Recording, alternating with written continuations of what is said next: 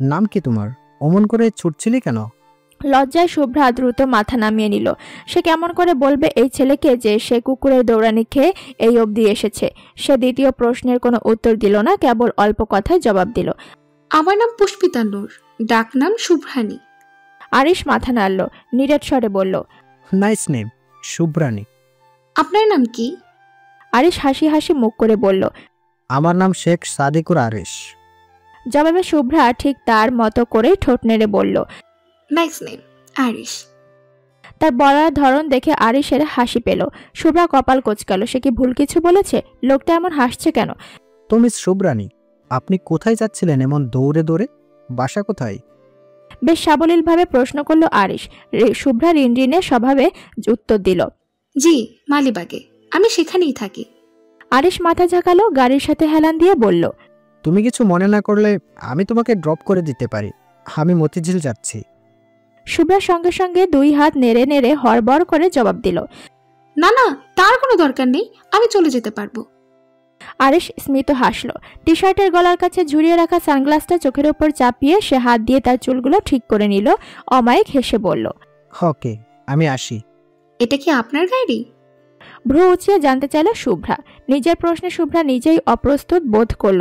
তার মানে হচ্ছে এই প্রশ্নটা করা উচিত হয়নি, অথচ তার কৌতূহলী মন সেই তখন থেকে এই প্রশ্ন তার মনে খচখচ করে যাচ্ছিল। আরিশ ট্রাউজারের পকেটে হাত রেখে দুই দিকে মাথা নেড়ে বলল, আমার না, আসলে এটা আমার ভাইয়ের গাড়ি। বাড়ির সবাই এটা ব্যবহার করে। আজ আমি নিয়ে বেরিয়েছি। এই যা। শুভ্রা বুঝতে পেরে মাথা নাড়ল, এক শব্দে বলল, ও। তারপর আর কথা না বাড়িয়ে দুই হাত ব্যাগের ফিতায় চেপে মাথা নিচু করে সে পুনরায় বাড়ির পথ ধরল। হাঁটতে হাঁটতেই তার মনে হলো বাবা বেঁচে থাকলে আজ শুভ্রাও এমন গাড়িতে চড়তে পারত। বাবা মায়ের কিছু স্মৃতি শুভ্রার মনে আছে। মনে আছে স্যুটটাই পরা একটা লোক খুব দামি গাড়িতে চড়ে বাড়ি ফিরতেন। কখনো কখনো আপাই আর শুভ্রাকে নিয়ে মাঝরাতে গাড়ি নিয়ে বেরিয়ে পড়তেন। মা ভীষণ চেঁচামেচি করতেন এই নিয়ে, কিন্তু বাবা নামের মানুষটা সে কথা কানে তুলতেন না। কত সুন্দর ছিল সেই জীবন। অর্থবিত্ত আভিজাত্য কোনো কিছুরই কোনো কমতি ছিল না। মাঝে মাঝে শুভ্রানীর মনে খুব কৌতূহল জাগে। মনে হয় আপাই কেমন করে এই নিম্নবিত্ত জীবন মানিয়ে নিচ্ছে। আপাই তার জীবনের দীর্ঘ সময় কাটিয়েছে অর্থবিত্ত আর জৌলুসের মধ্য থেকে। তারপর হঠাৎ এই নুন আনতে পান্তা ফুরোয় এইরকম জীবনে কেমন করে মানিয়ে নিয়েছে আপাই। শুভ্রানীর ধারণা সারাদিন পড়ি পড়ি শুনতে শুনতে আপা সত্যি পড়ি হয়ে গেছে। পরি আপাই শুভ্রার দেখা পৃথিবীর সবচেয়ে ভালো মানুষ। আপাই এতটা ভালো যে মাঝে মাঝে তাকে মানুষের সাথেও মেলানো যায় না। আপাই কোনোদিন নিজের খাওয়া নিজের পড়া নিয়ে ভাবে না। তার জীবনের সমস্ত ধ্যান জ্ঞান শুধু তার শুভি আর চিত্রাকে নিয়ে। আপাই কেবল তাদের দিয়েই যাচ্ছে। শুভ্রার ভীষণ ইচ্ছে হয় একদিন সেও আপায়ের জন্য কিছু করবে। খুব বড় ডাক্তার হবে সে। তারপর আপা চিকিৎসা করবে আর কোনো কাজ করতে দিবে না আপাকে। তখন আপাইয়ের ছুটি। আকাশে গম গম শব্দ হয়। শুভ্রার চোখ ভিজে যায়। তার মস্তিষ্কে মা বাবার অস্তিত্ব অনেকটাই ঘোলা। পরি আপাই বাদে তার আর চিত্রর জীবনে কেউ নেই। খুব বেশি বিপদে পড়লে কিংবা খুব বেশি কষ্ট পেলে যে চেহারাটা শুভ্রার চোখের সামনে ভেসে ওঠে সেটা তার পরি আপাই। আপাই রোজ রোজ বলে তার পুরো পৃথিবীটা নাকি শুভি আর চিত্র। শুভ্রা কোনোদিন জোর গলায় বলতে পারবে না আমাদের পৃথিবীটাও শুধু তুমি আপা। শুভ্রা আলগাছে চোখ মুছে। আপাই এত ভালো কেন? এত কেন ভালোবাসে তাদের? একটু কম ভালোবাসলে ক্ষতি কি? কাল আরও একটা ক্লাস টেস্ট আছে। শুভ্রা বাড়ি ফিরে গোসল শেষ করে চিত্রাকে খাইয়ে দিল। তারপর ঠান্ডা মাথায় পড়তে বসলো। এখন সময় বিকেল 4টা। চিত্রা ঘুমাচ্ছে খাটের ঠিক মাঝামাঝি, হাত পা ছড়িয়ে। এ সময়টা বাড়ি নীরব থাকে। মামি এ সময় বাড়ি থেকে না পাড়া বেড়ায়। প্রথা তো কখনোই ঠিক মতো বাড়িতে থাকে না। কেবল টাকার প্রয়োজন হলে বাড়ি আসে আর চিৎকার চেঁচামেচি করে। 4টা বাজার একটু পরে বাড়ির কলিং বেল বেজে উঠল। কপালে ভাঁজ পড়ল শুভ্রার। অদ্ভুত তো, এই অসময় কে এসেছে? কেমিস্ট্রি বইটা বন্ধ করে উঠে দাঁড়ালো শুভ্রা। অসময় বাড়িতে কেউ এলে বুক টিমটিম করে। শুভ্রারও করছে। তার ভাবনার মাঝেই কলিং বেলে আবারও চাপ পড়ল। শুভ্রা গুটি গুটি পা ফেলে এগিয়ে গেল দরজার কাছে। গিয়ে আওয়াজ উঁচু করে জানতে চাইল, কে কে এসেছেন? অপর পাশ একদম নীরব। শুভ্রা কড়া গলায় বলল, নাম না বললে দরজা খুলবো না। দরজার অন্য পাশ থেকে এবার উত্তর এলো।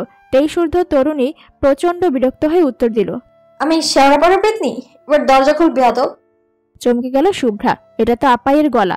এক দৌড়ে ছুটে গিয়ে সে দরজা খুলে দিল। আশ্চর্য হয়ে বলল, আপাই তুমি এই সময়ে? নবনীতা ঘামে ভেজা শরীরটা নিয়ে কোনো রকমে ঘরে ঢুকলো। শুভ্রার কথার জবাব না দিয়ে উল্টো তাকে ধমকে উঠল। সমস্যা কি তোর? এতক্ষণ লাগে দরজা খুলতে? ঘুমিয়ে যাস নাকি? শুভ্রা দরজা বন্ধ করতে করতে উত্তর দিল, আরে আপাই, তুমি আসবে সেটা কি আমি জানতাম নাকি? তুমি তো কখনো এই সময় আসোই না। কেন? এই সময় আসাতে কি তোর সমস্যা হচ্ছে, কষ্ট হচ্ছে? হলে বলে দে, চলে যাই আমি। শুভ্রা পড়েছে মহা বিপাকে। সে কখন চলে যেতে বলল? আপাই সবকিছুতে এমন রেগে যাচ্ছে কেন? সে ঝটপট এক গ্লাস পানি তার দিকে বাড়িয়ে দিল। তড়িঘড়ি করে বলল, তুমি পানি খাও, মাথা ঠান্ডা করো তোমার। নবনীতা চেয়ার টেনে পানির গ্লাস হাতে নিয়ে বসলো। একটু পানি খেয়ে প্রশ্নাত্মক চাহনিতে জানতে চাইল, চিত্র কোথায়? খেয়েছে কি দুপুরে? আমি এসে খাইয়ে দিয়েছি। কালকে পরীক্ষা আছে? আছে, কেমিস্ট্রি সেকেন্ড পেপার। পরিমাণ কত রসায়ন। যা গিয়ে পড়তে বস। শুভ্রা গটগট করে হেঁটে চলল। আপার আজ মাথা গরম। কাছে থাকলেই কথা শুনতে হবে, এর চেয়ে দূরে দূরে থাকাই ভালো। নবনীতা কিছুক্ষণ চেয়ারে হেলান দিয়ে জিরিয়ে নিল। আজ লুবনাকে পড়াতে হয়নি। লুবনা মামা বাড়ি বেড়াতে গিয়েছে। লুবনা ছাড়াও নবনীতা আরও 2 জায়গায় টিউশন করে। সৌভাগ্যক্রমে আজ কোনোটাই করাতে হয়নি। কিছুক্ষণ বিশ্রাম নিয়ে নবনীতা হাতের প্যাকেটটা নিয়ে উঠে দাঁড়ালো। আসার সময় সে আধা লিটার দুধ কিনে এনেছে। সে মাঝে মাঝেই এমন হুটহাট কেনাকাটা করে। আধা লিটার দুধ খুব বেশি কিছু না, তবে নবনীতার কমজোর পকেটের কাছে সেই খরচাটাও নগণ্য না। সে রান্নাঘরে গিয়ে দুধটা ভালো মতো জাল করে নিল। তারপর একটা বড় কাপে প্রায় অর্ধেকের বেশি দুধ ঢেলে বাকিটা অন্য একটা ছোট কাপে ঢেলে নিল। মিসেস রোকেয়া বাড়িতে এসেই সবার প্রথমে রান্নাঘরে গেলেন। 2 হাতে 2টো গ্লাস নিয়ে নবনীতা রান্নাঘর থেকে বের না হতে রোকেয়া তার মুখোমুখি এসে দাঁড়ালো। কাপের দিকে চোখ রেখে বললেন, এটা কি? কার জন্য এনেছো? নবনীতা একটা শ্বাস ছেড়ে জবাব দিল, মামার জন্য এনেছি। মামার এখন এই ধরনের খাবার দরকার। আরেকটা কার জন্য? চোখ পাকিয়ে জানতে চাইলেন মিসেস রোকেয়া। নবনীতা নিরাসক্ত, খানিকটা বিরক্তি মিশানো গলায় বলল, আরেকটা শুভির জন্য। কেন? শুভ্র কি বিশেষ কেউ? বিশেষ কেউ না, কাল তার পরীক্ষা, তাই ভাবলাম বাকিটুকু তাকে দিয়ে দিই। বাহ, খুব ভালো। নিজের 2 বোন ছাড়া তো আর কিছুই তোমার চোখে পড়ে না। নবনীতা ক্লান্ত চোখে একবার মিসেস রোকেয়াকে দেখল। গুরুজনদের সাথে বেয়াদবি করা তার পারিবারিক শিক্ষার অন্তর্ভুক্ত না, কিন্তু মামিকে কেমন করে ঠান্ডা মাথায় সহ্য করতে হয় সেটাও নবনীতার জানা নেই। নবনীতা তার সামনে নিজের ধৈর্য ধরে রাখতে পারে না, উত্তর দেওয়ার জন্য ঠোঁট নিষ্পিস করে। তবুও সে ধৈর্য না হারিয়ে একেবারে ঠান্ডা গলায় বলল, মামি, আমি কখনোই চিত্র কিংবা শুভির জন্য খুব বেশি আলাদা কিছু করি না, কিন্তু শুভির তো পড়ার অনেক চাপ। একটু ভালো খাবার না খেলে এত পড়াশোনার চাপ নেবে কেমন করে? মিসেস রোকেয়া মুখটাকে পেঁচার মতো করে ন্যাকাট সুর টেনে বলল, বোন তো তোমার আরেকজনও আছে, তার কথা তো কখনোই ভাবোই না। তার সাথে তোমার যত হিংসে। নবনীতা হাসল। ঠিক কোনো একটা রহস্যিকতার জবাবে যেমন করে হাসে ঠিক তেমন করে হাসলো। প্রথাকে সে কেন হিংসা করবে? প্রথার মাঝে কি আছে যেটা দেখে নবনীতা তাকে হিংসা করবে? এই প্রশ্নটা মামিকে করা যায়, কিন্তু মামি এক উত্তরে 8 ঘন্টা চিল্লাপাল্লা করবে। তার বেরস ফাটা বাঁশের মতো গলা শুনলেই নবনীতার মাথা ব্যথা শুরু হয়।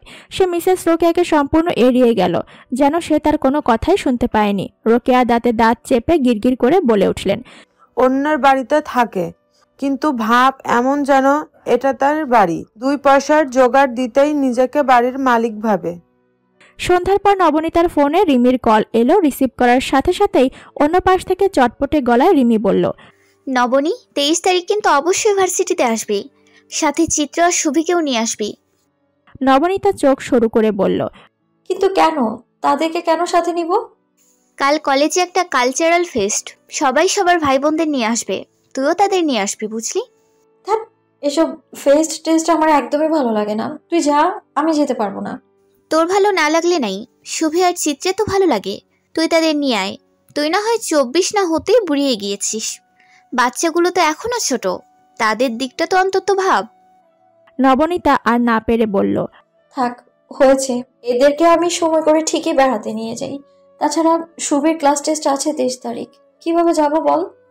চিত্রকে নিয়ে আয়, শুভি তো কলেজের জন্য প্রায়ই বাইরে যায়, চিত্র তো সারাদিন এই 4 দেয়ালে বন্দি, চিত্রকে সাথে নিয়ে আয়। নবনীতা পরাজিত সৈনিকের ন্যায় মাথা নেড়ে বলল, আচ্ছা বাবা, হয়েছে, দেখছি আমি ব্যাপারটা, কিন্তু আগেই বলে দিচ্ছি আমি কিন্তু কোনো সিওরিটি দিতে পারবো না। না, আসলে মন খারাপ করিস না কিন্তু আবার। রিমি বোধহয় প্রস্তাবে রাজি হয়েছে। এরপর আর সে কোনো জোরাজুরি করল না। নবনীতা ফোন রেখে চিত্রার কাছে গিয়ে চিত্রার চুলের ঝুঁটিতে আলতো করে টান দিয়ে বলল, এই চিত্র, তুই কি আপাইয়ের সাথে বাইরে যেতে চাস?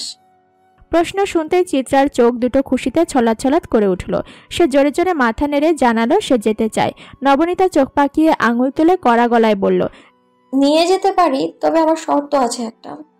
চিত্রা গাল ফুলিয়ে মুখটাকে দুঃখী দুঃখী করে বলল, আবার কি শর্ত আপাই?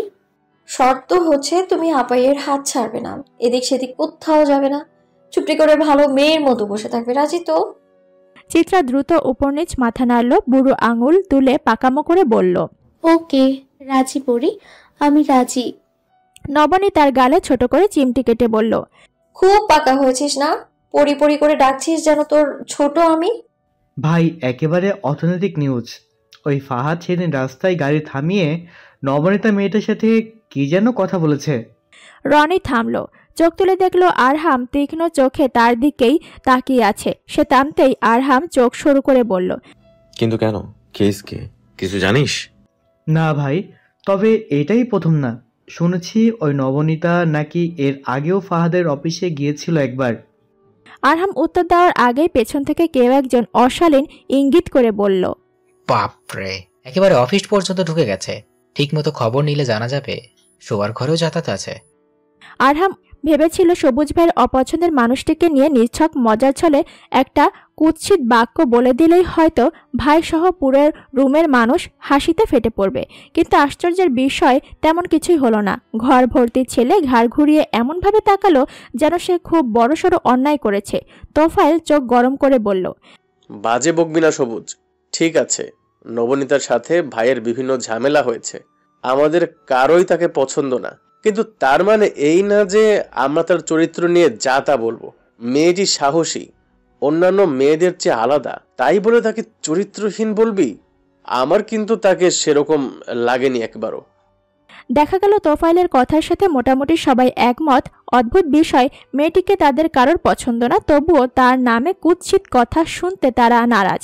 আরহাম সুচালো চোখে এক নজর তার ছেলেপেলেদের দেখে নিল, তারপর আস্তে আস্তে মাথা নেড়ে বলল, তা অবশ্য ঠিক বলেছিস তোফায়েল, আমারও তাকে তেমন মেয়ে মনে হয়নি। তবে ফাহাদ কেন তার সাথে দেখা করলো কেসটা ঠিক বুঝতে পারছি না।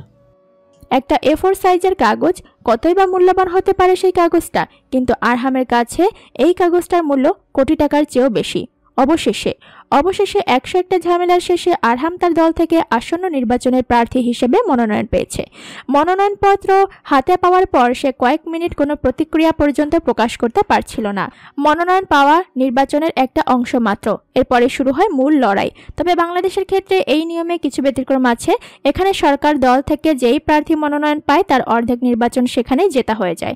আরহাম সরকার দল থেকে মনোনয়ন পেয়েছে। সবকিছু ঠিকঠাক থাকলে মোটামুটি নিশ্চিতভাবেই বলা যায় আসন্ন নির্বাচনে এই আসন থেকে শেখ শাহরিয়ার আরহামই বিজয়ী হবে। নমিনেশন লেটারটা হাতে পাওয়া মাত্রই আরহাম খুশিতে চেঁচিয়ে ওঠে, ইয়েস ইয়েস ইয়েস। তারপর দীর্ঘ সময় সে সেটাকে হাতে নিয়ে বসে রইল। চারদিক থেকে কতজনের কত রকম ফোন কল আসছিল, সে কোনোটাই রিসিভ করলো না। প্রশাসনিক কার্যালয়ের সামনে তার ছেলেরা ভিড় জমিয়েছিল। মনোনয়নের বিষয়টি নিশ্চিত হতেই তারা এক প্রকার আনন্দ উল্লাসে মেতে উঠল। লম্বা সময় স্লোগান চলল। সচিবালয়ের সামনে অগণিত মানুষ আর গাড়ির ভিড়ে চারদিক কেমন গিজগিজ করছিল। আরহাম কয়েকবার হাত তুলে তাদের শান্ত করার চেষ্টা করছিল, অথচ মনে হচ্ছে এরা যেন গলা ছেড়ে চিৎকার করে। সেই চিৎকার যেন ফাহাদ আর তার দলের লোকদের কানের পর্দা ফেটে যায়। ফাহাদ আর তার লোকজন দাঁড়িয়েছিল প্রশাসনিক ভবনের উত্তর দিকে, আরহামের লোকজনের চেয়ে বেশ কিছুটা দূরে। তাদের উল্লাস উচ্ছ্বাস সবকিছুই ফাহাদের কান পর্যন্ত আসছিল। ফাহাদ দাঁতে দাঁত চেপে সবটা সহ্য করে নিল। এত চেষ্টা, এত কৌশল অবলম্বন করার পরেও মনোনয়ন পেয়েছে ওই আরহাম, অথচ দলের জন্য ফাহাদ কি না করেছে। আরহামেরও বহু আগে সে রাজনীতিতে জড়িয়েছে। রাজনীতির চক্করে তাকে জেলের ভাতও খেতে হয়েছে। দলের জন্য তার অবদান কি ওই 2 দিনের ছেলে শাহরিয়ার আরহামের থেকে বেশি না? আরহামের যোগ্যতা কি? তার বাবা খুব বড় রাজনীতিবিদ ছিলেন, মানুষ তাকে খুব পছন্দ করত। এই ঠুনকো কারণে আরহাম নমিনেশন পেয়ে গেল।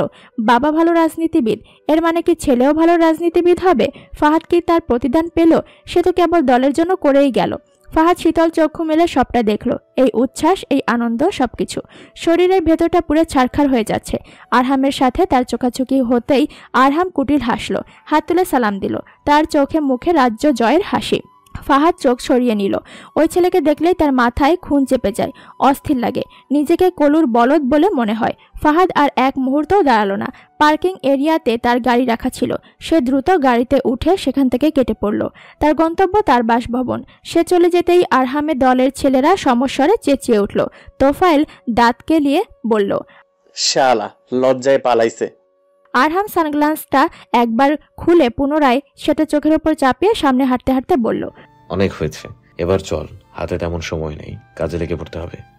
রাগ উঠলে জিনিস ভাঙচুর করা কিছু মানুষের জন্মগত স্বভাব। ফাহাদ তাদের একজন। বাড়িতে ফিরতেই সে সবার প্রথমে তাদের ড্রয়িং রুমের খুব দামি টি টেবিলটি এক আছাড় মেরে ভেঙে গুড়িয়ে দিল।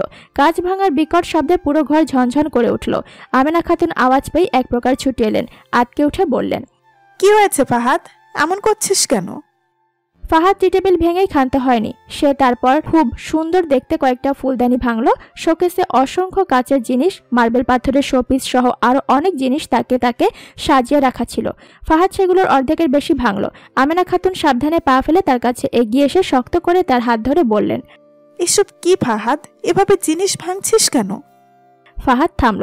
মায়ের উৎকণ্ঠা মেশানো মুখটা দেখে সে তার হাতে থাকা মার্বেল পাথরের শোপিসটি না ভেঙে সোফার উপর ছুঁড়ে মেরে হনহনিয়ে নিচের ঘরে চলে গেল। তাসলিমা ভাঙচুরের আওয়াজ পেয়ে এলোমেলো পা ফেলে ড্রয়িং রুমের দরজা পর্যন্ত এসেছিলেন। ফাহাদের এসব ভাঙচুর নতুন না, তবে আজ থেকে বেশ ক্ষিপ্ত দেখাচ্ছে। আমেনা খাতুন তাকে দেখা মাত্রই আদেশের সুরে বললেন, তাসলিমা ঝাড়ু এনে দ্রুত রুমটা পরিষ্কার করত। তাসলিমা মাথা নিচু করে মিনমিন করে জবাব দিলেন, জি আপা, করছি। আমেনা খাতুন ছেলে দুশ্চিন্তায় মারিয়া হয়ে ড্রয়িং রুম থেকে বেরিয়ে গেলেন। তাসলিমা শাড়ির আঁচলটা কোমরে গুজে কাজে লেগে পড়লেন।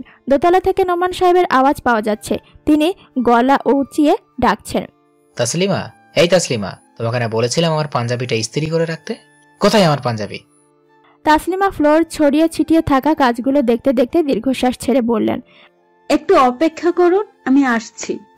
ফাহাদের যৌথ পরিবার, কাজের কোনো শেষ নেই। বাড়িতে কাজ করার জন্য পরিচারিকা থাকলেও সব কাজ তাদের হাতে করানো হয় না। বাড়ির অধিকাংশ কাজ করতে হয় তাসলিমাকে।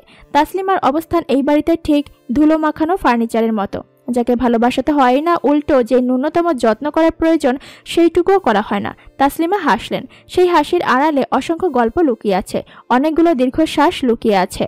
তাসলিমা জানে তার সাথে কোনো অন্যায় হচ্ছে না, বরং প্রকৃতি তার কাছে একটু একটু করে সব ফিরিয়ে দিচ্ছে। পুরো ঘর পরিষ্কার করে তাসলিমা গেলেন তার আর নোমান সাহেবের শোয়ার ঘরে। আলমারিতে পাঞ্জাবি রাখা আছে। তিনি পটু গৃহিণীর মতো নিঃশব্দে একে একে সবগুলো কাজ করলেন। পাঞ্জাবি আর পায়জামা ইস্ত্রি করার পর আলমারির ভেতর ছড়িয়ে ছিটিয়ে থাকা কাপড়গুলো ভাঁজ করলেন। নোমান সাহেব বিরক্ত মুখ করে বললেন, এতক্ষণে তোমার ইস্ত্রি করার কথা মনে পড়েছে? সারাদিন কি করো তুমি? তাসলিমা জবাব না দিয়ে কাজে মন দিলেন। সে সারাদিন কি করে এটা বাড়ির কেউ অজানা না। বাড়ির ছোট বড় সব কাজই তাসলিমা তার হাতে সামলান। তাসলিমার মাঝে মাঝে মনে হয় এই কাজগুলো তার প্রাপ্য। এই অবহেলা, ভর্ৎসনা, বাজে ব্যবহার কিংবা তুচ্ছতা ছিল পুরোটাই তার প্রাপ্য। তাসলিমা তো কর্মফল ভোগ করেছে। কথায় আছে, পাপ বাপকেও ছাড়ে না। তাহলে সেটা তাসলিমাকে ছাড়বে কেন? বিকেল হতেই নাস্তার টেবিলে নোমান সাহেব, তার ভাই খালেদ সাহেব আর ফাহাদকে পাওয়া গেল। বাকিরা কেউ বাড়ি নেই। খালেদ সাহেব তার ছেলের আজকের আচরণে খানিকটা বিরক্ত হলেন। তিনি কিছুটা শাসনের সুরেই ছেলেকে বললেন, এসব বোকামো কেন করছো ফাহাদ? তুমি তো এতটাও অবুঝ নও। অল্প বিষয়ে ভাঙচুর করার অভ্যাসটা বাদ দাও। যা হয়েছে তা মেনে নাও। মেনে নেব? যা হয়েছে সেটা মেনে নেব বাবা? চেঁচিয়ে ওঠে ফাহাদ। আমি এই দলের জন্য কি না করেছি, পরিশ্রম করে করে এই জায়গা পর্যন্ত আসতে হয়েছে। যখন এই সরকার ক্ষমতায় ছিল না তখন আমাকে জেলেও যেতে হয়েছে। 14 শিখার ভাত খেয়ে খেয়ে আজ আমি এই জায়গায় এসেছি। রাজনীতির জন্য কতটা পথ পাড়ি দিতে হয়েছে আমার জানো? আর নমিনেশন পেয়ে গেল ওই আরহাম। কি যোগ্যতা আছে তার? কি স্যাক্রিফাইস করেছে সে তার দলের জন্য? কিছুই তো না। কেবল বাবার রাজনৈতিক ট্যাগ গায়ে মাখিয়ে দিব্যি নমিনেশন নিয়ে নিল। রাস্তা অবরোধের বিষয়টি নিয়ে কয়জন তাকে প্রশ্নবিদ্ধ করেছে? তার উপর ওই মেয়েটিও নিজের বক্তব্য ফিরিয়ে নিয়েছে। সবকিছু তো ওই আরহামের মন মতোই হচ্ছে। আমি কিভাবে শান্ত আর নির্লিপ্ত থাকবো কেউ বলতে পারো? তাসলিমা কেতলি থেকে সবার কাপে চা ঢেলে দিচ্ছিলেন। ফাহাদের কথা শুনতেই আচমকা তার হাত থেকে কেতলিটা সামান্য অবস্থানচ্যুত হলো। ফলস্বরূপ কিছুটা চা ছিটকে এদিক সেদিক গিয়ে পড়ল। নোমান সাহেব বিরক্ত হয়ে কর্কশ গলায় বললেন, সমস্যা কি তোমার? দেখো না নাকি এভাবে এদিক সেদিক চা ফেলছো কেন? তাসলিমা দ্রুত টিস্যু দিয়ে টেবিলের ওপর পড়ে থাকা তরলটুকু মুছে নিলেন। সামনে থাকা কাপে ঠিকমতো চা ঢালতে নিঃশব্দে সরে এলেন। ফাহাদ একটু আগে কার নাম বলল? আরহাম। আরহামের কথাই কি বলছিল সে? তাসলিমার ভেতরটা ছেদ করে ওঠে, চোখ দুটো মনের অজান্তে আর্দ্র হয়। তিনি ধীর গতিতে এগিয়ে লিভিং রুমে বসেন, দরজা চাপিয়ে দেন অতি সন্তর্পণে। তার হৃৎপিণ্ড চলছে স্বাভাবিকের চেয়ে ভীষণ দ্রুত গতিতে। তাসলিমা নিজেকে শান্ত করতে গিয়ে আবিষ্কার করলো তিনি সময়ের সাথে সাথে ভীষণ রকমের অস্থির হয়ে যাচ্ছেন। আর কিছু না ভেবে তিনি টেবিলের ওপর পড়ে থাকা রিমোট চেপে টেলিভিশন চালু করলেন।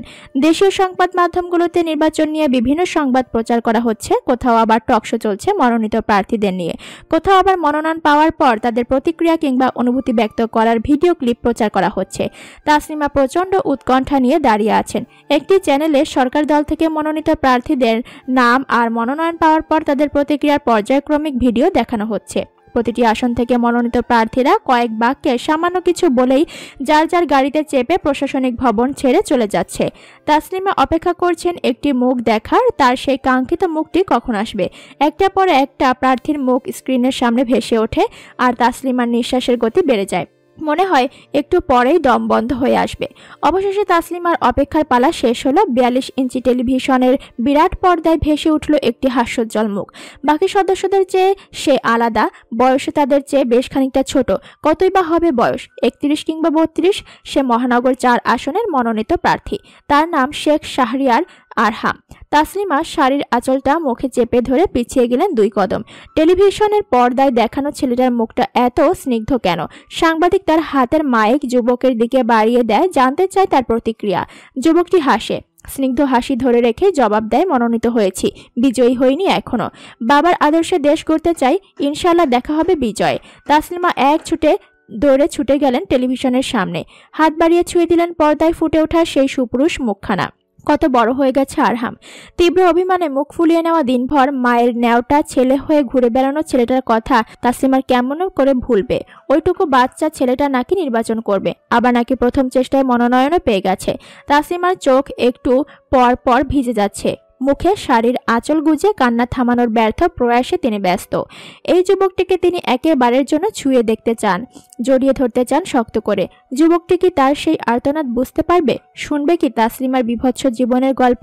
আচমকা ফুপিয়ে উঠলেন তাসলিমা, ধপ করে বসে পড়লেন মেঝেতে, ফোপাতে ফোপাতে বললেন, আরহাম, আমার আরহাম, খুব বড় হও বাবা, জয়ী হও। দূর থেকে জানবে কেউ একজন তোমার জন্য এক আকাশ ভালোবাসা পাঠিয়েছে। তুমি বড্ড অভিমানী, কিন্তু তা সত্ত্বেও মা তোমায় ভালোবাসি। এটা আবার কি এনেছো তুমি? কপাল কুঁচকে প্রশ্ন করলো তাসনুবা। আরহাম তার হাতের সাদা কাচের টবে থাকা গাছটার দিকে তাকিয়ে গম্ভীর মুখে বলল, এটা স্পাইডার প্ল্যান্ট। এটা রুমে থাকা ভালো, এটা থাকলে বাতাস পরিষ্কার থাকে। তাসনুবা আর চোখে বড় ভাইকে দেখলো, মনে মনে বলল, শুরু হয়েছে আবার নতুন পাগলামি। অথচ মুখে বলল, এটা কি আজ থেকে আমার রুমে থাকবে? আরহাম বিজ্ঞের মতো মাথা নাড়ে দ্বিরুক্ত করে বলে, শুধু তোর রুমে না, তোর, আমার, আরিশের সবার রুমে থাকবে। অনেকগুলো আনিয়েছি আমি। তাসনুবা নাক ছিটকালো। দেখতে একদমই সুন্দর না ভাইয়া, ঘাসের মতো লাগে। আরহাম চোয়াল শক্ত করে বলল, সুন্দর দিয়ে কি আসে যায়? সুন্দর চিবিয়ে ঘাস খাবো আমি?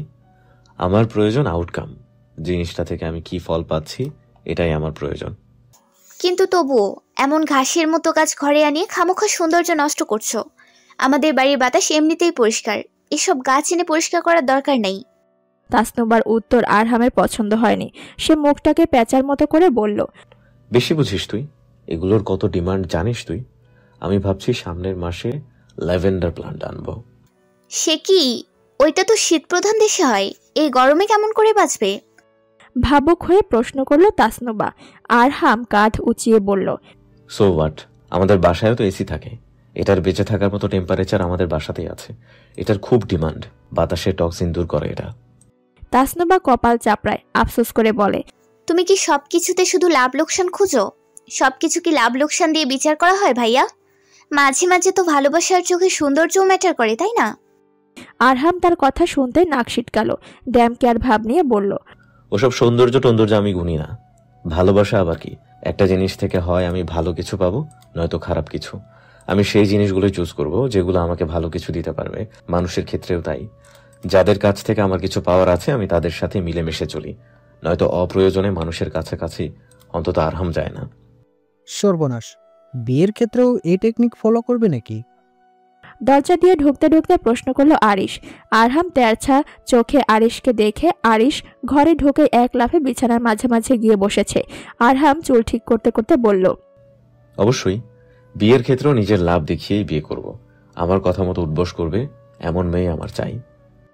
তাসনুবা কৌতূহলী হয়ে জানতে চায়, তুমি কি সত্যি সত্যি 5 পাস মে বিয়ে করবে নাকি? আরহাম মাথা ঝাঁকায় গর্ব করে বলে, 5 পাস মেয়ে যদি আমার কথা মতো চলতে পারে তবে তাই করব। আমি আগেই বলেছি অত পড়াশোনা জানা মেয়ে আমি বিয়ে করব না। আরিশ আশ্চর্য হয়ে শুধায়, তার মানে তুমি সত্যি সত্যি এমন কাউকে বিয়ে করবে যে কেবল দিন রাত তোমার হুকুম মেনে চলবে? একদম তাই। আমি যা বলবো তাই শুনবে। আমার কথার উপর কোনো কথা বলবে না। আমার আদেশ ছাড়া কোনো কাজ করবে না। আর মোস্ট ইম্পর্টেন্টলি, একবার বিয়ে হয়ে যাওয়ার পর এই বাড়ির গণ্ডি পেরিয়ে কোথাও যাবে না।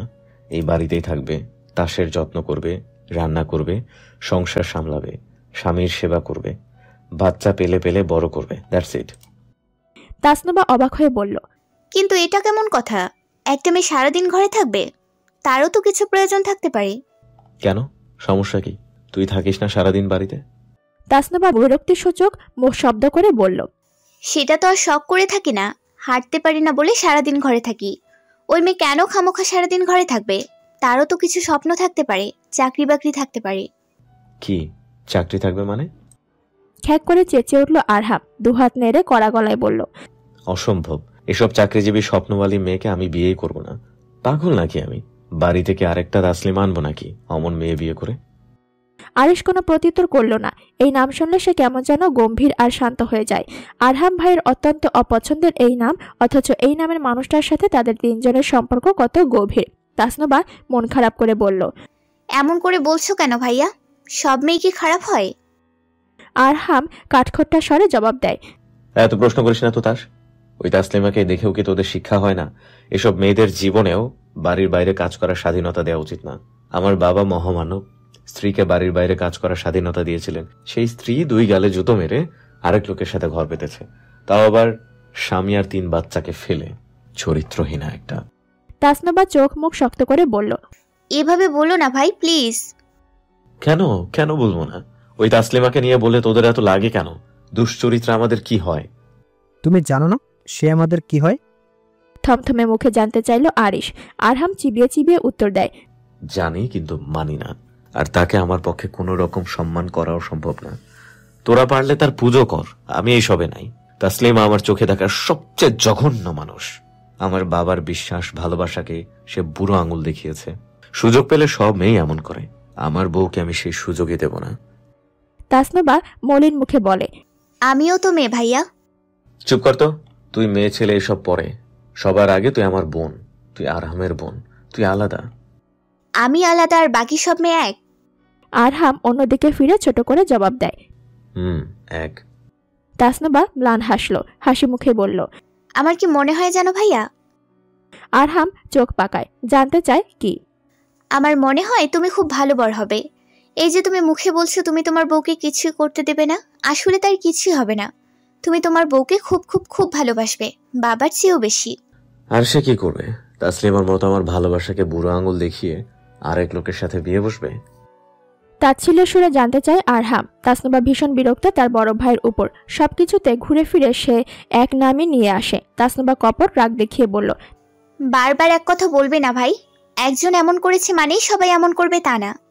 তাসনুবা একটু দম নিল। সামান্য কিছু সময় পরে আবার উচ্ছ্বসিত হয়ে বলল, আমার মনে হয় তোমার বউ খুব মিষ্টি হবে। মনে নাই নানু কি বলতো? বলতো যে বদমেজাজি বেটাদের বউ হয় মিষ্টি। আমারও মনে হয় সে খুব মিষ্টি হবে। তোমাকে, আমাকে, ছোট ভাইকে, আমাদের সবাইকে খুব ভালোবাসবে। আরহাম চোখ বাঁকিয়ে বলল, ইসরে, বউ তো নয় যেন ভালোবাসার টাঙ্কি। শোন তাস, এসব মেয়ে মানুষরা ভালোবাসা বোঝে না। তারা শুধু নিজেরটা বোঝে, নিজেকে নিয়ে ভাবে।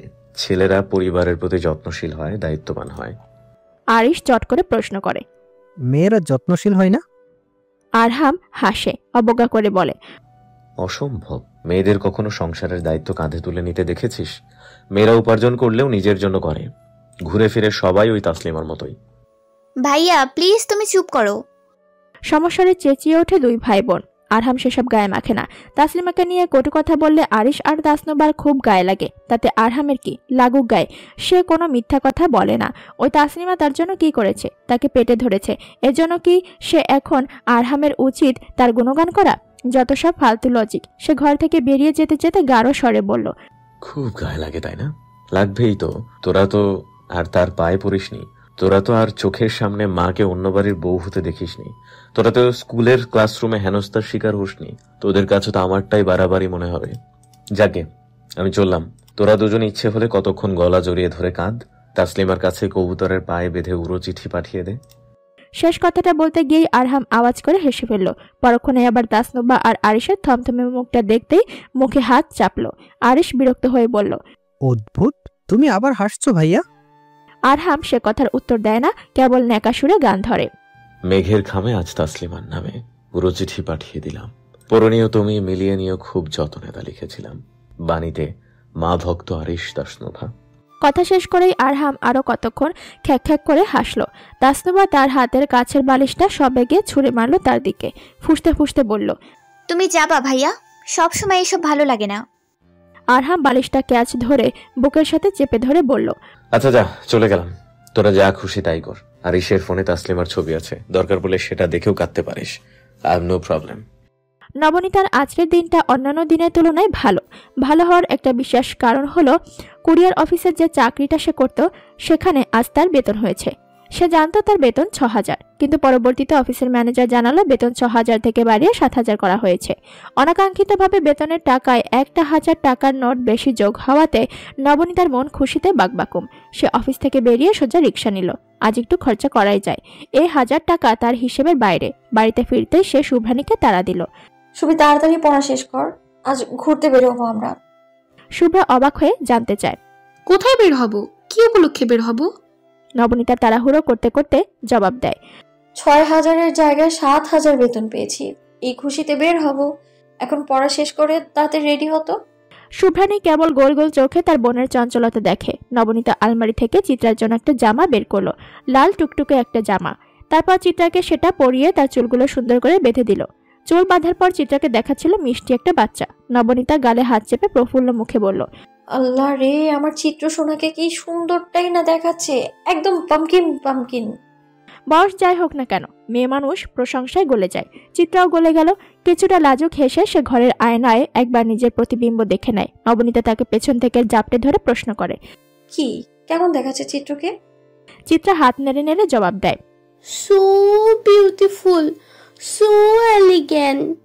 নবনীতা চোখ বড় বড় করে বলল, সর্বনাশ, এই কথা কে শেখালো? নির্ঘাত সুবি তাই না? চিত্রা ইশারায় জানালো নবনীতার ধারণাই ঠিক। নবনীতা পেছন ফিরে শুভ্রার বোকা বোকা মুখটা দেখতে খিলখিলিয়ে হেসে ওঠে। কয়েক পল বাদেই আবার চিত্রাকে জড়িয়ে ধরে তার গালে ঠেসে ঠেসে দুটো চুমুকে আহ্লাদি গলায় বলে, কি পাকা পাকা কথা বলে এই দুষ্টটা। কিছু সময় বাদে নবনীতা নিজ থেকে বলে ওঠে, জাস্ট লুকিং লাইক আ ওয়াও চিত্র। শুভ্রানী এগিয়ে এলো, অবাক হয়ে বললেন, আপাই তুমি এই কথা জানো? লুবনার কাছ থেকে জেনেছি। এটা তো আরেকটা মোবাইলের পোকা, সারাদিন কি সব রিলস টিলস দেখতে থাকে, পড়াশোনা বাদে সেই সব কিছুতেই ভীষণ পারদর্শী। শুভ্রার পড়া শেষ করে সবকিছু গুছিয়ে বাড়ি থেকে বের হতে হতে সন্ধ্যা ঘনিয়ে এলো। ৮ ঘন্টা বাদেই হয়তো আজান দেবে। নবনীতা মাথার ঘোমটাটা আরেকটু সামনে টেনে হতাশ গলায় বলল, ধ্যাত, সেই তো আবার দেরি করে ফেললাম, মাঝখানটায় মাগরিবও গেল। সেদিন ৩ বোন মিলে সোজা নিউ মার্কেট গেল। নবনীতা ফুচকা খেলো, তা আবার 2 প্লেট। এক একটা ফুচকা মুখে দেওয়ার পর তার চোখে মুখে যে তৃপ্তির ভাব ফুটে ওঠে সেটা দেখে শুভ্রার ঠোঁট টিপে হাসে। আপাই ফুচকার ভক্ত, এসবে কোনো ভাগযোগ করে না আপাই, যার যার প্লেট তার তার। নবনীতা যখন দু চোখ বন্ধ করে ফুচকার স্বাদ নিতে ব্যস্ত, তখন শুভ্রা অতি সন্তর্পণে তার প্লেটের একটা ফুচকা নবনীতার প্লেটে তুলে দিল। এই একটা খাবারই আছে যেটা পরিয়া পাই খুব আয়েশ করে খায়। যেই আপাই নিজের সব বিসর্জন দিয়ে শুভ্রার চিত্রাকে ভালোবাসতে পারে, সেই আপাইকে ভালোবেসে একটা অগোচরে তার প্লেটে একটা ফুচকা দেওয়াই যায়। শুভ্রা মুগ্ধ চোখে দেখে নবনীতা ফুচকা চিবোতে চিবোতে অস্পষ্ট গলায় বলে, ফাটাফাটি হয়েছে, একদম মন ভালো হয়ে গেছে আমার। ফুচকা খাওয়া শেষ করে তারা কতক্ষণে হাঁটাহাঁটি করলো। চিত্রাকে চিপস আর চকলেট কিনে দিয়েছে নবনীতা। তারপর তার যায় স্টেশনের দোকানে। চিত্রার কালার পেপার লাগবে, সুবীর লাগবে প্র্যাকটিক্যাল খাতা। নবনীতা আর শুভ্রা ব্যবহারিক খাতাগুলো পাতা উল্টে দেখছিল। নবনীতা জিজ্ঞেস করে, তিনটে একসাথে কত দিব ভাই? চিত্রা এসব ঝামেলায় নেই, সে নিজের জিনিসপত্র সব পেয়ে গেছে। সে সেগুলো হাতে নিয়ে ফুটপাতে হাঁটাহাঁটি করছিল। তার 2 হাত ভর্তি এটা সেটা। হাঁটতে হাঁটতে আচমকা সে হোঁচট খেলো। হাঁটু ভেঙে মাটিতে বসতে ফুপিয়ে কেঁদে উঠল। ঠোঁট ভেঙে ডাকলো, আপাই। নবনীতার কানে তার আওয়াজ যেতে নবনীতা আঁতকে উঠল। হাতে রাখা খাতাটা দ্রুত ডেস্কের ওপর ফেলে সে ছুটল ফুটপাতের দিকে। তার পিছু পিছু শুভ্রাও দোকান থেকে হম্বিতম্বি করে বের হলো। নবনীতা ফুটপাতে পা রাখতে দেখতে পেল চিত্রার এক হাত একটা শক্ত হাতের মুঠোয় বন্দি। সেই হাতের মালিক তার অন্য হাতে চিত্রার হাঁটুর কাছে ধুলো ময়লা সব ঝেড়ে দিচ্ছে। ঝাড়তে ঝাড়তেই আদুরে স্বরে বলছে, কিছু হয়নি বাবু, এই দেখো তুমি একদম ঠিক আছো। একচুটে নবনীতা সেখানে গেল। প্রচন্ড অস্থির হয়ে প্রশ্ন করলো, কি হয়েছে, কি হয়েছে আমার চিত্রর? ওয়াজিদ মাথা তুলল। নবনীতা প্রথমে তাকে দেখে চিনতে পারেনি। যখন চিনল তখন এক থাবায় চিত্রাকে তার কাছ থেকে নিজের কাছে নিয়ে এলো। চিত্রার গালে হাত রেখে ব্যস্ত হয়ে বলল, কিভাবে পড়লি চিত্র, বেশি ব্যথা পেয়েছিস? চিত্রা কেবল ডানে বায়ে মাথা নাড়ে। ওয়াজিদ অমায়িক হেসে উত্তর করে, না না, সে তেমন ব্যথা পায়নি, হোঁচট খেয়েছিল। আমি ধরে নিয়েছি, বাসায় গিয়ে ভ্যাসলিন লাগিয়ে দেবেন, তাহলেই একদম ঠিকঠাক হয়ে যাবে। নবনীতা তার কথার পিঠে কেবল সৌজন্যসূচক হাসল। ওয়াজিদের কণ্ঠ অত্যন্ত মোলায়েম, মুখ জুড়ে সবসময় অমায়িক হাসি লেপটে থাকে। আরহামের অত্যন্ত ঘনিষ্ঠ হওয়া সত্ত্বেও আরহামের চেয়ে ওয়াজিদের আচার আচরণ সম্পূর্ণ ভিন্ন। নবনীতার এই লোকটিকে খারাপ লাগে না। ওয়াজিদ কথা শেষ করে আর চোখে একবার তার মুখোমুখি দাঁড়ানো রমণীকে দেখে নেয়। তার চোখে মুখে সে কি ভীষণ উৎকণ্ঠা। ওয়াজিদ ঠিক করে বুঝিয়ে বলার পরেও সে দুশ্চিন্তা মুক্ত হতে পারছে না। ওয়াজিদ স্মিত হেসে বলল, মিস নবনীতা রিল্যাক্স, ওর কিচ্ছু হয়নি, ও পড়ে গিয়েছে কেবল। বাচ্চারা এমন একটু আধটু পরেই। এবার সম্ভবত কিছুটা আশ্বস্ত হয়েছে নবনীতা। সে চোখ তুলে একগাল হেসে বলল, ধন্যবাদ ভাইয়া, আসলে একে নিয়ে আমি খুব চিন্তায় থাকি। বাচ্চা মানুষ তো, তাই ভয় হয়। আপনাকে ধন্যবাদ, আল্লাহ আপনার ভালো করুক। আমরা আসি তাহলে। কথা শেষ হতে নবনীতা চিত্রার হাতের জিনিসগুলো নিজের হাতে নিল। ব্যাগ থেকে কিছু টাকা বের করে শুভ্রার হাতে দিয়ে বলল, যা তো খাতাগুলো নিয়ে আয়। শুভ্রা খাতা আনার পরে তিনজন একটা রিক্সা ডেকে মিনিটের মাঝেই সেখান থেকে উধাও হয়ে গেল। কেবল পেছনে পড়ে রইল একটি যুবক, যার চোখে মুখে তখনও রাজ্যের মুগ্ধতা। সাদামাটা পোশাক, প্রসাধনীবিহীন একটা ক্লান্ত মুখ, গভীর দুটো চোখে মলিনতার ছাপ, একপাশে বেনি করে অযত্নে ফেলে রাখা চুল, অথচ এত অযত্নেও তার সৌন্দর্যের এটুকু ম্লান হয়নি। কি আছে এই রমণীর মাঝে? সেই প্রথম দিন থেকে ওয়াজিদের চোখ জোড়া মুগ্ধ হয়ে কেবল সেই প্রশ্নের জবাবই খুঁজে যাচ্ছে। মেয়েটি অত্যন্ত সাধারণ, তবে ওয়াজিদের কেন তাকে এত বেশি অসাধারণ বলে মনে হয়? কেন মনে হয় এই মেয়েটি যেখানে যায় সেখানেই কেবল মুগ্ধতা ছড়ায়? নবনীতাদের রিক্সা অনেক দূর এগিয়ে গেছে। ওয়াজিদ দাঁড়িয়ে আছে বুকে হাত বেঁধে। মেয়েটাকে তার ভালো লাগে, ভীষণ ভীষণ ভালো লাগে। আপাই, এই লাল শাড়িটা পরে দেখো না, ভীষণ মানাবে তোমায়, নতুন বউয়ের মতো দেখাবে একদম। শুভ্রানী আলমারি তাক থেকে গাঢ় লাল শাড়িটা বের করে নবনীতার দিকে বাড়িয়ে দিল।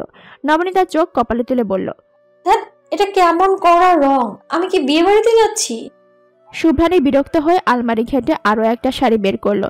গাঢ় নীল রঙের শাড়ি, ধূসর পাড়, সেটা নেড়ে চেড়ে সে বলল, তাহলে এটা পরো, সুন্দর লাগবে তোমায়। নবনীতা চোখ রাঙিয়ে এক টানে তার হাত থেকে শাড়িটা নিয়ে ঈষৎ ধমকে উঠে বলল, আমাকে নিয়ে তোর ভাবতে হবে না, তুই যা পড়তে বস গিয়ে।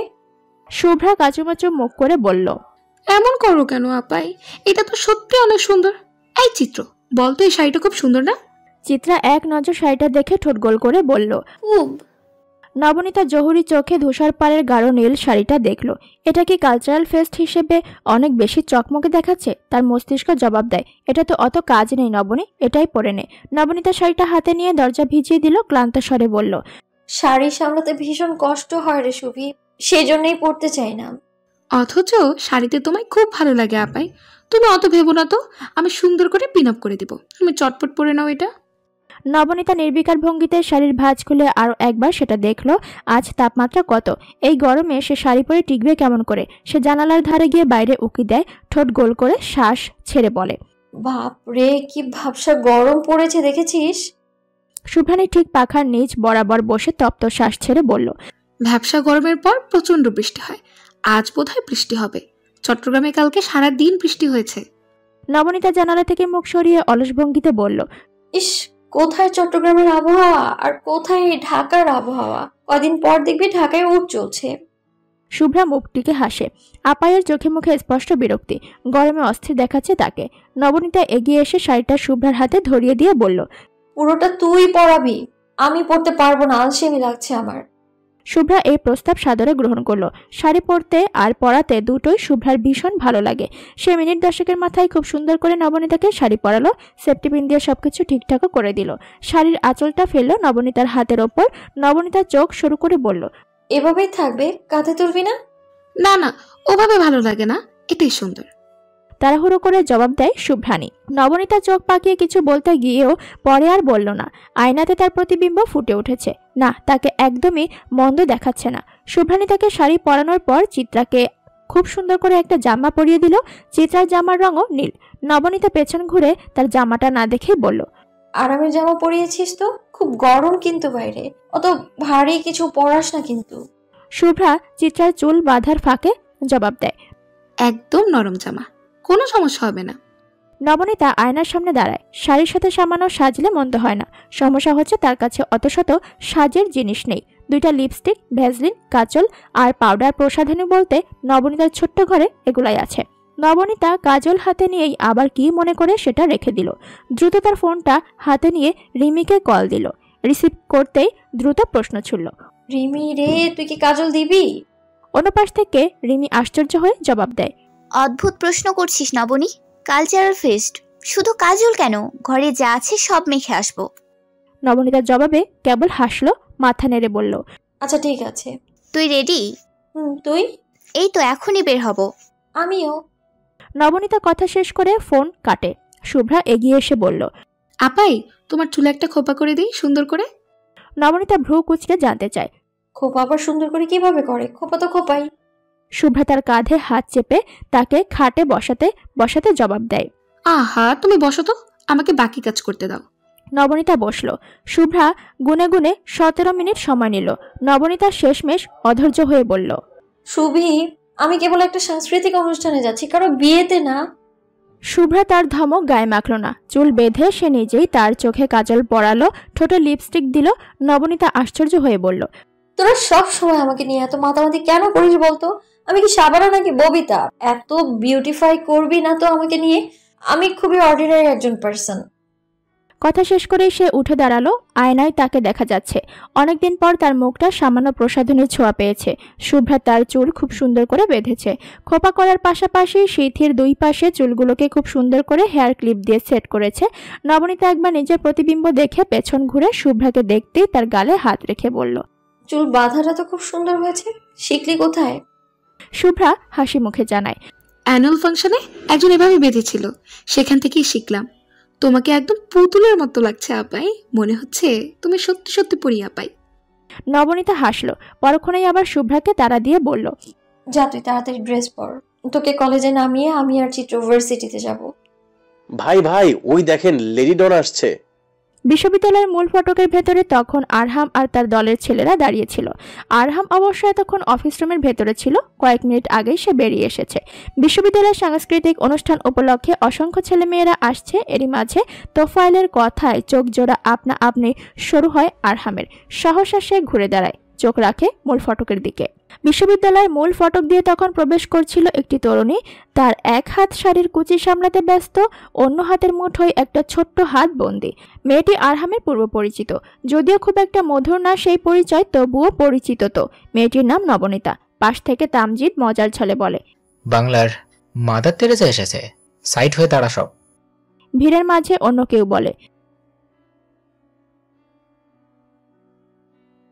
রনি দাঁত কেলিয়ে ব্যঙ্গ করে বলে, আমার কাছে কিন্তু আপার দাবাগিরিং সেই লাগে, আমার জন্য সে দাবাং নবনীতা। অন্যদিক থেকে মত আসে, সে হলো দাঁত কিড়িমিড়ি নবনীতা। দেখিস না সারাক্ষণ কেমন দাঁত কিড়িমিড় করে কথা বলে, যেন আমাদের সাথে তার পুরনো শত্রুতা। আরহাম হাসলো, কটাক্ষ করে বলল, স্টুপিড, পুরো একটা স্টুপিড মেয়ে, আত্মসম্মানে ভরপুর সো কল্ড সুশীল নাগরিক। সামনে এলে রাগ ওঠে। এত এত মতামতের মাঝে সবচেয়ে ভিন্ন মতামত দিল ওয়াজিদ। সে মন্ত্রমুগ্ধের মতো সামনে দেখে বলল, নীলাঞ্জনা, নীলপরি নীলাঞ্জনা। আরহাম নাক সিটকে বলল, কি নীলপরি নাচে না? কেন নাচে না? বলে ফিক করে হেসে দিল। ওয়াজিদ থমথমে মুখে বলল, ইয়ার কি হচ্ছে? আরহাম কপাল কুঁচকে বলল, তবে কি হচ্ছে? তুইও তো ইয়ার কি করছিস? হকচকিয়ে উঠে ওয়াজিদ। সে কি সবার সামনে কথাটা বলেছে? কি সর্বনাশা কথা! সে দ্রুত মাথা নেড়ে বোকা বোকা হেসে বলল, ওই আর কি, একটু মজা করলাম। আরহাম সামনে ফিরল। নবনীতার থেকে তাদের দূরত্ব বেশ কয়েক মিটারের। নবনীতার সাথে থাকা ছোট্ট মেয়েটিকে আরহামের ভালো লেগেছে। মেয়েটির মুখ গোলগাল, মায়া ভরা মুখ, দেখলেই আদর দিতে ইচ্ছে হয়। অথচ এর সাথে যে মেয়েটি দাঁড়ানো তার ব্যাপার সম্পূর্ণ ভিন্ন। একে দেখলেই আরহামের মন চায় তার দুই গালে চটাস চটাস করে চড় দিতে। কি ভোগান্তেই না ভুগতে হয়েছে আরহামকে এই মেয়ের জন্য। নবনীতা চিত্রার হাত ধরে অন্য পাশে চলে গেল। আজ সে শাড়ি পরেছে, সচরাচর সে শাড়ি পরে না। তোফাইল সেদিকেই দেখল। তবে যাই বলেন, মেয়েটা কিন্তু হেব্বি ভাই, একেবারে নায়িকা। কেবল মুখ খুললেই আসল রূপ বেরিয়ে আসে। আরহাম সে কথা কর্ণপাত করে না। সে কেবল পাঞ্জাবির হাতা গোটাতে গোটাতে এপাশ ওপাশ দেখে গম্ভীর মুখে বলে, আমরা কিন্তু আজ একটা কাজে এসেছি এদিকে, আমাদের সেটাতে মনোযোগ দেওয়া উচিত। রিমি অপরাধীর মতো মুখ করে চোখ তুলে সামনে তাকায়। তার সামনে অগ্নিমূর্তি ধারণ করে দাঁড়িয়ে আছে নবনীতা। রিমি বসে আছে অডিটোরিয়ামের বেঞ্চে। তার পাশের সিটে বসে আরামে পা দোলাচ্ছে চিত্রা। নবনীতা এখনো বসেনি। অডিটোরিয়ামে প্রবেশ করা মাত্র তার মেজাজ বিগড়ে গেছে। অডিটোরিয়ামের স্টেজে বড় ব্যানারে লিখে রাখা হয়েছে ঢাকা বিশ্ববিদ্যালয় সাংস্কৃতিক অনুষ্ঠান ও আলোচনা সভা আয়োজনে সাধারণ শিক্ষার্থীবৃন্দ। পৃষ্ঠপোষকতায় শেখ শাহরিয়ার আরহাম। নাম দেখে নবনীতা আকাশ থেকে পড়ল। এই কালচার ফেস্ট মূলত আরহামের নির্বাচনী প্রচারণার অংশ মাত্র। রিমি নিশ্চয়ই সবটা জানত, তা সত্ত্বেও তাকে কিছুই খুলে বলেনি। নবনীতা কটমট করে বলল, এটা ঠিক না রিমি, তুই জেনে বুঝে আমাকে ওই আরহামের আয়োজন করা অনুষ্ঠানে নিয়ে এসেছিস। এমনটা তুই না করলেও পারতি।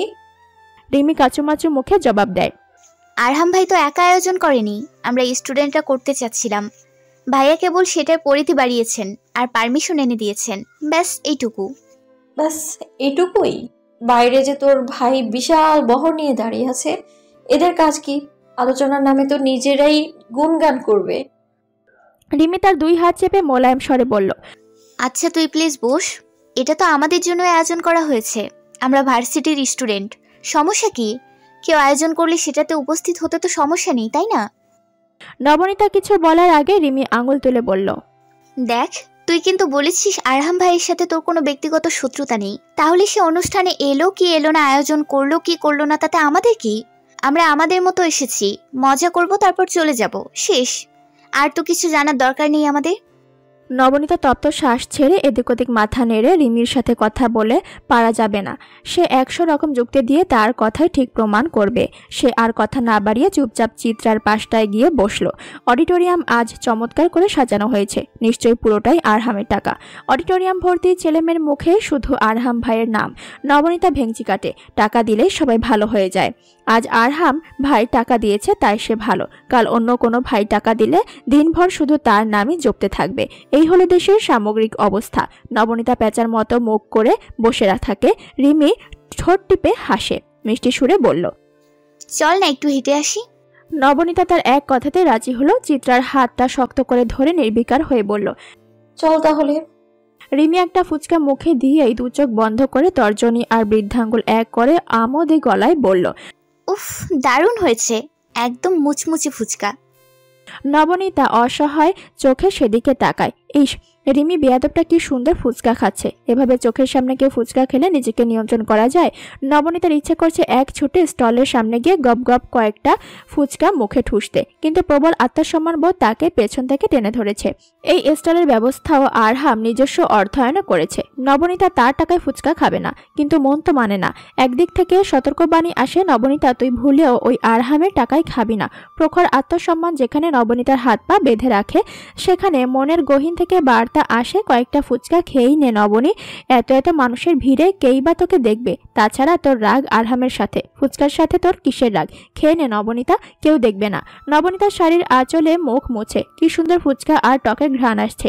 নবনীতার ইন্দ্রিয় সমূহ টেনে টেনে সে ঘ্রাণ নিতে ব্যস্ত। অবাধ্য মন আকুপাকু করছে। কি হয় একটু খেলে। নবনীতা বড় বড় দুটো শ্বাস টানে। সব চিন্তা ভাবনা মান অভিমানকে বুড়ো আঙুল দেখিয়ে শাড়ির আঁচল সামলে এক ছুটে চিত্রাকে নিয়ে স্টলের সামনে যায়। ভীষণ চঞ্চল হয়ে বললে, মামা আমাকে একদম ঝাল ঝাল 1 প্লেট ফুচকা দিন তো, অনেক বেশি ঝাল দিবেন। রিমি আর চোখে তাকে দেখে আবার নিজের খাওয়ায় মন দেয়। সে নবনীকে চেনে, সে জানতো নবনীতা কিছুতেই এই লোভ সামলাতে পারবে না। নবনীতা ভয়ঙ্কর রকমের ফুচকা প্রেমী, তার পৃথিবী একদিকে আর ফুচকা অন্যদিকে। খাওয়ার ফাঁকে দুজনের একবার চোকাচোকি হতেই দুজনে শব্দ করে হেসে উঠল। নবনীতা শাড়ির আঁচল মুখে চেপে লাজুক মুখ করে বলল, ভাবলাম ফ্রি যখন আছে তখন একটু খেয়ে নি। সে সময় আরহাম আর তার ছেলেরা খোলা করিডোরে জড়ো হয়ে কথাবার্তা বলছিল।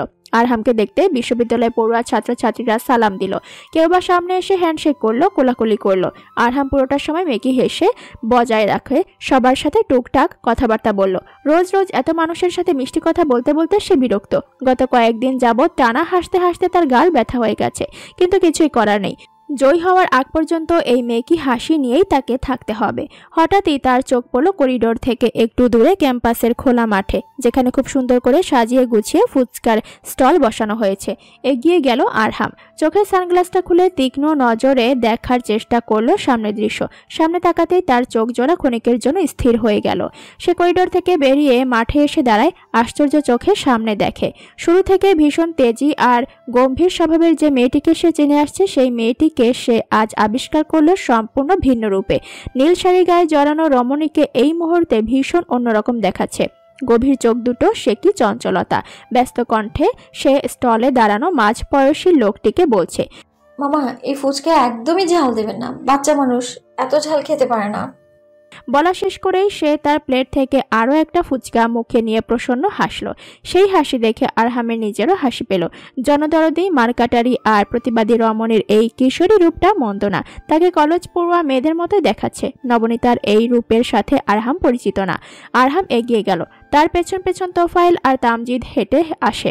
তাদের দেখতেই আশেপাশের মানুষজন সরে দাঁড়ায়। আরহাম স্টলের সামনে গিয়ে কয়েকজনকে উদ্দেশ্য করে বলে, কেমন হয়েছে ফুচকা? মেয়েরা মিষ্টি করে হাসলো, কেউ আবার আহ্লাদি গলায় বলল, খুব ভালো হয়েছে ভাইয়া। নবনীতা তাকে দেখে বিষম খেলো। মুখের ফুচকাটা ঠিকমতো খেতেও পারছে না, কেবল থমথমে আর বিষণ্ণ মুখে সে সামনে দেখে। এত সুন্দর মন মেজাজ পুরোটাই বিক্ষিপ্ত হয়ে গেছে। আরহাম তাকে দেখেই একপাশে হাসলো, এগিয়ে এসে তার মুখোমুখি হয়ে জানতে চাইল, মিস নবনী, ফুচকা কেমন হয়েছে? নবনীতা অন্যদিকে ফিরে কাট কাট স্বরে জবাব দেয়, ভালো। আরহাম মুচকি হাসে, একবার নবনীতাকে আর একবার তার হাতে প্লেটটা দেখে। তারপর কি ভেবে তার প্লেট থেকে একটা ফুচকা তুলে মুখের কাছে নিতে নিতে বলল, দেখি তো নবনী আপা, ফুচকা কেমন হয়েছে? হকচকিয়ে ওঠে নবনীতা, অপ্রস্তুত হয়ে আশপাশ দেখে।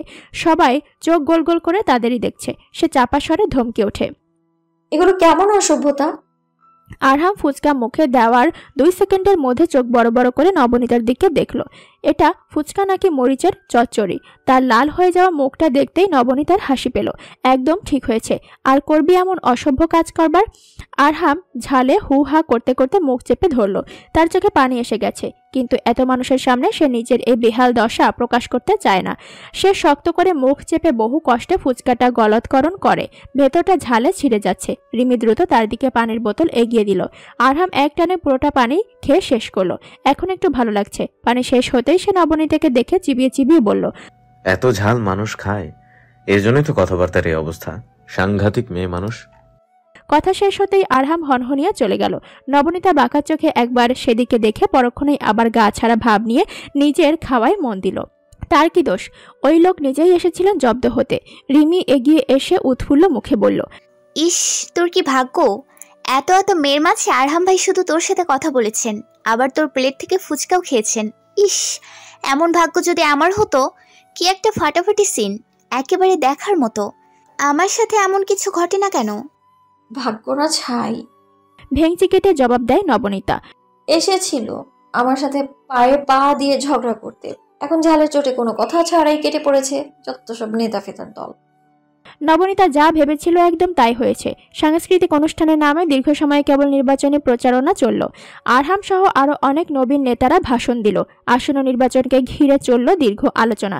নবনীতা পাথরের মতো বসে বসে সবটা দেখল। মানুষ নিজের প্রশংসা নিজে কিভাবে করে এটা রাজনৈতিক নেতাদের না দেখলে বোঝা যায় না। এরা একটানা অনর্গল, নিজের ঢোল নিজেই পেটায়। মানুষ এদের কি প্রশংসা করবে? নিজেরাই তো নিজেদের প্রশংসা করে কুল পায় না। সাথে আবার এদের কিছু ছেলেপেলা আছে যারা পুরো ঘটনা না শুনেই সহমত সহমত ভাই বলে চেঁচায়। এদের দেখলে শরীর গিজগিজ করে নবনীতার। দুপুর 2:30টা নাগাদ অনুষ্ঠান শেষ হলো। সবার জন্য খাবারের আয়োজনও করা হয়েছে। নবনীতা মুখ শক্ত করে খাবারের প্যাকেটটা হাতে নিল। তোফায়েল তাকে দেখে দাঁত কেলিয়ে হাসে। এই মেয়েটার কটমট চেহারা তোফায়েলের ভালো লাগে। রাগ চেপে রাখার কারণে তাকে অদ্ভুত দেখায়। নবনীতা প্যাকেটটা নিয়ে চোখ নামিয়ে নেয়। তার খিদে নেই একটুও। বাড়িতে গিয়ে শুভ্রের সাথে ভাগ করে খাওয়া যাবে।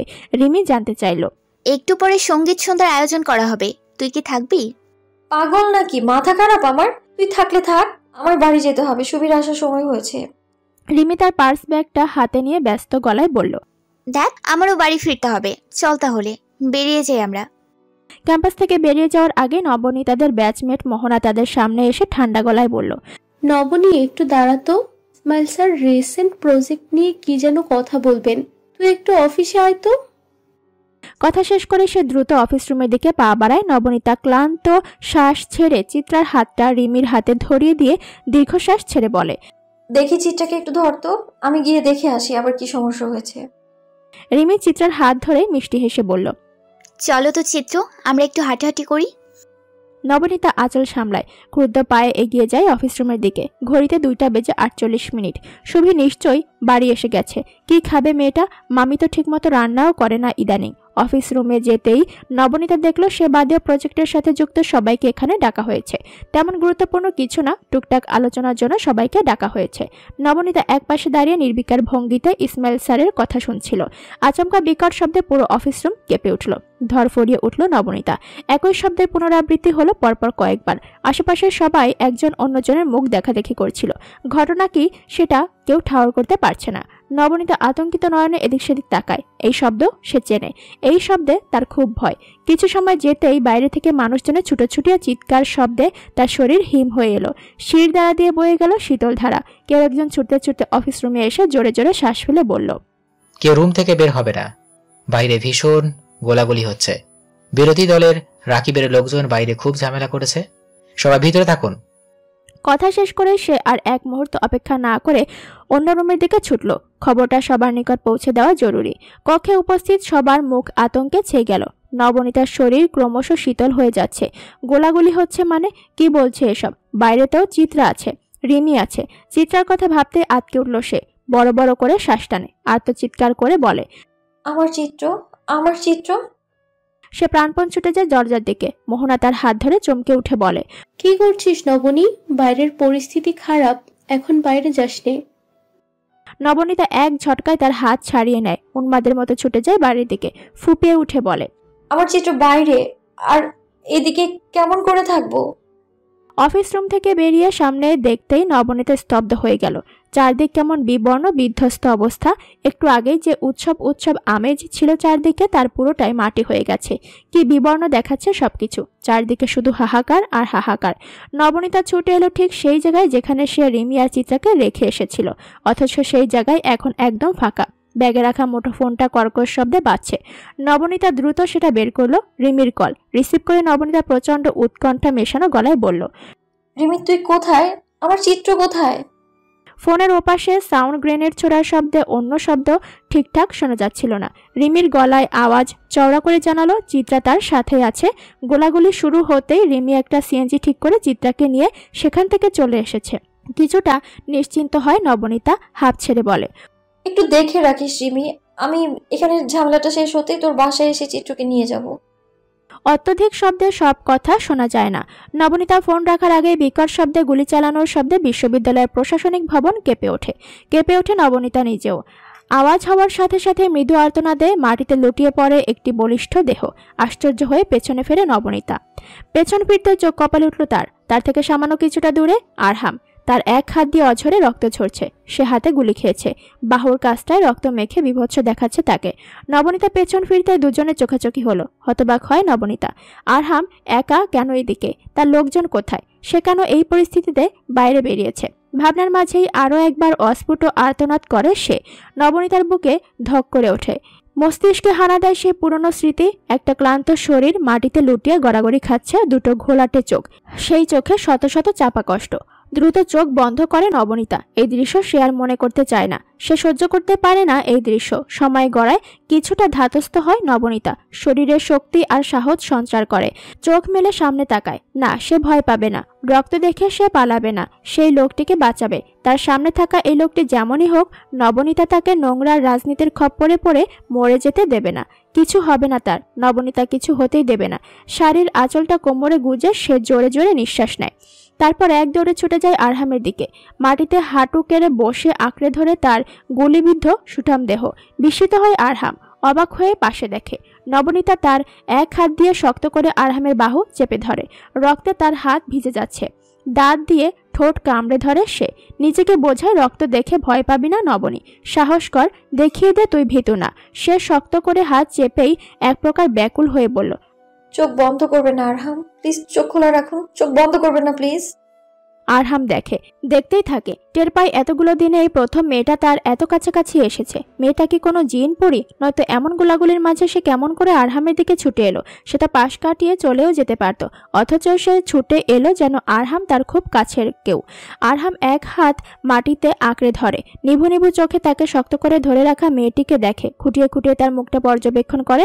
একটা ক্লান্ত মুখ যেখানে দীর্ঘদিনের অবহেলা জমা হয়েছে। কাজল দেওয়া দুটো গভীর চোখ যেখানে শতাব্দীর মলিনতা এসে ভিড় করেছে।